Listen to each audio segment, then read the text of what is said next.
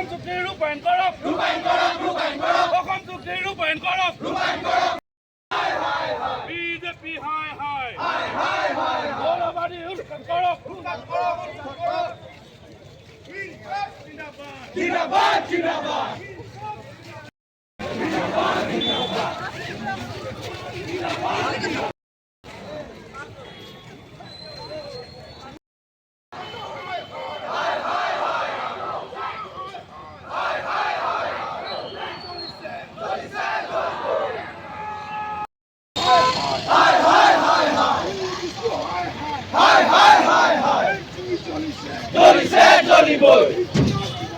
জিন্দাবাদ জিন্দাবাদ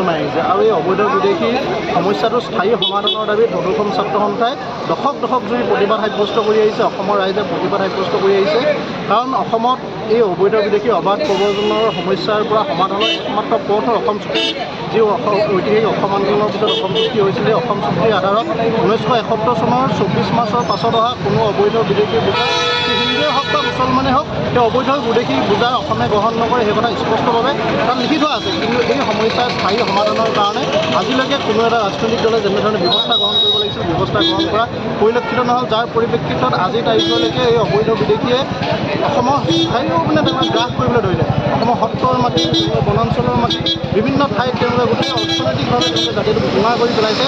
আৰু এই সমস্যাৰ স্থায়ী সমাধানৰ ক্ষেত্ৰত যিখন জাতি মাটি ভেটিৰ কথা কৈ যিখন বিজেপি চৰকাৰ আহিছিল, সেই বিজেপি চৰকাৰে জাতি মাটি ভেটি সুৰক্ষাৰ কথা কোৱা চৰকাৰখনে তেওঁলোকে নাগৰিকত্ব সংশোধনী আইনৰ জৰিয়তে 2014 চনলৈকে অহা অবৈধ হিন্দু শৰণাৰ্থীক তেওঁলোকে নাগৰিকত্ব দিয়াৰ কথা ঘোষণা কৰিছিল, যি কথা অসম ছাত্ৰ সন্থাই কেতিয়াও মানি লোৱা নাছিল। অসমৰ ৰাইজে এই কথা কেতিয়াও মানি লোৱা নাছিল, আজিও এই কথা মানি লোৱা নাই। তাৰ বিৰুদ্ধে ৰাজপথত সংগ্ৰাম চলি আছে, তাৰ বিৰুদ্ধে ন্যায়ালয়ত সংগ্ৰাম চলি আছে।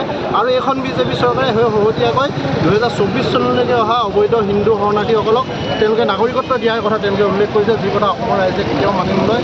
তাৰ বিৰুদ্ধে ধাৰাবাহিকভাৱে প্ৰতিবাদ সাব্যস্ত হৈ আছে অসম ছাত্ৰ সন্থাৰ আহ্বানত। আজি সমগ্ৰ অসমৰ লগতে ধেমাজি জিলা সদৰতো ধেমাজি জিলা ছাত্ৰ সন্থাই প্ৰতিবাদী কাৰ্যসূচী গ্ৰহণ কৰিছে। অসমৰ বিদেশী সমস্যাৰ স্থায়ী সমাধান, অসমৰ পৰা বিদেশীসকলক ইয়াৰ পৰা বহিষ্কাৰ কৰা, অসমৰ পৰা মৌলবাদী শক্তিক উলিয়াই পঠাই উৎখাত কৰা, ভাৰত বাংলা সীমান্ত চিল কৰা, তাৰ আওতাৰ পৰা অসমক বিৰত ৰখা, তাৰ আওতাৰ পৰা অসমক বাহিৰত ৰখা, আৰু যিখন এক্সেম্পশ্যন অৰ্ডাৰ আহিছে, তেওঁলোকে যিখন নতুনকৈ অৰ্ডাৰ আনিছে, সেই অৰ্ডাৰখনৰ পৰা অসমক বাহিৰত ৰখাৰ দাবী আজি প্ৰতিবাদী বিক্ষোভ কাৰ্যসূচী ৰূপায়ণ কৰা হৈছে। ইয়াৰ আগতে অনশন কাৰ্যসূচী ৰূপায়ণ কৰিলে আৰু ইয়াৰ ধাৰাবাহিকভাৱে প্ৰতিবাদ সাব্যস্ত হৈ থাকিব। আমি প্ৰতিবাদী কাৰ্যসূচীৰ জৰিয়তে এখন শাসনাধিষ্ঠ বিজেপি চৰকাৰখনক এটা কথা স্পষ্টভাৱে কৈ দিব বিচাৰিছোঁ, অসমে বিদেশীৰ বোজা কেতিয়াও নলয়।